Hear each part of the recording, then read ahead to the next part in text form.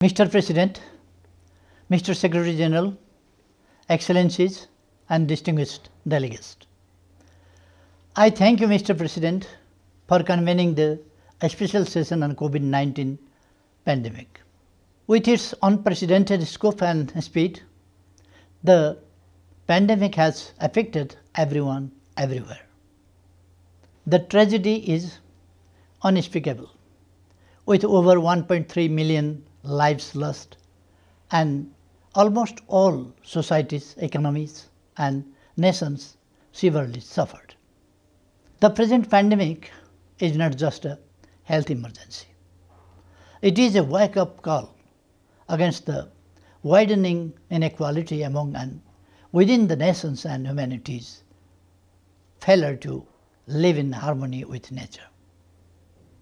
Yes, we all are in the same firestorm. Some of us may think that we are well protected, but it is not so. All of us are in danger. The pandemic has taught us a precious lesson. This world is a small boat.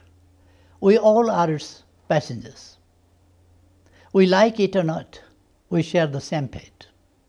Mr. President, like any other countries, Nepal was not prepared for the crisis of this scale.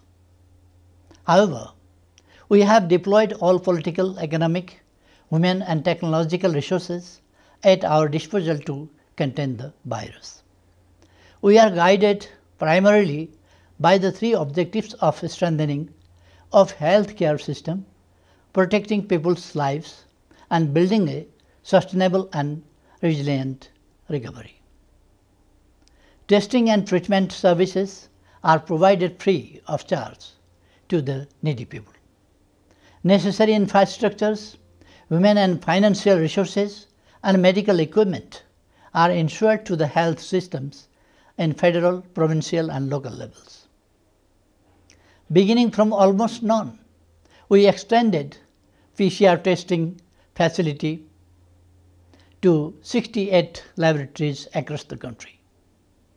More than 70 hospitals have been designated as COVID-19 hospitals.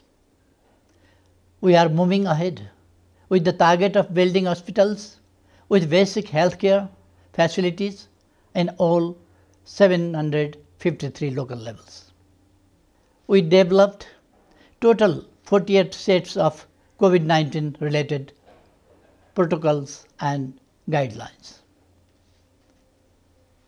Rising public awareness about health protocols, safety and sanitation through social organizations, individuals, mass media, social media, and daily briefing by the Health Ministry have been particularly useful. Mr. President, Nepal commends the United Nations and in particular the WHO for their global coordination and leadership during the crisis. While we confront the challenges, a robust global response is a must to fend off this crisis. First and foremost, we must give a fresh lease of life to multilateralism. We need a revitalized multilateralism that is capable of tackling pressing challenges of our time, from poverty, hunger and rising inequality to climate crisis and global pandemic.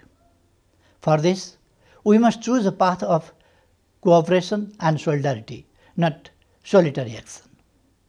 Second, the pandemic should not be used as a pretext for backtracking from international solidarity and commitments.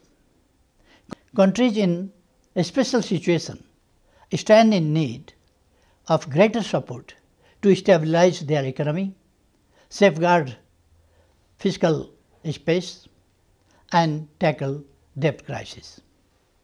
Third, while we are encouraged by the good news about vaccine, uncertainty looms large if this will be available for all. We commend the initiative of COVAX to ensure access to vaccines to all the rich and poor. The world will not be safe from the pandemic unless universal coverage of vaccine is ensured. When the entire humanity is in crisis, we strongly believe that life-saving vaccines cannot be the means of maximizing profit. They must be truly global public goods, affordable and accessible to all countries and all people. Finally, as we look to recover and rebuild better, our efforts must be aligned with the 2030 Agenda and the Paris Agreement. We must invest in health and social protection systems, invest in infrastructure and create jobs. National endeavours in this regard must be complemented by international support measures. The present crisis demands a genuine commitment to save lives and global unity to protect societies. Human civilizations have always endured devastating challenges and recovered better. We must not falter. We must act now and act as one community, one civilization, and one world. We must rebound better than ever, leaving no one behind. Thank you.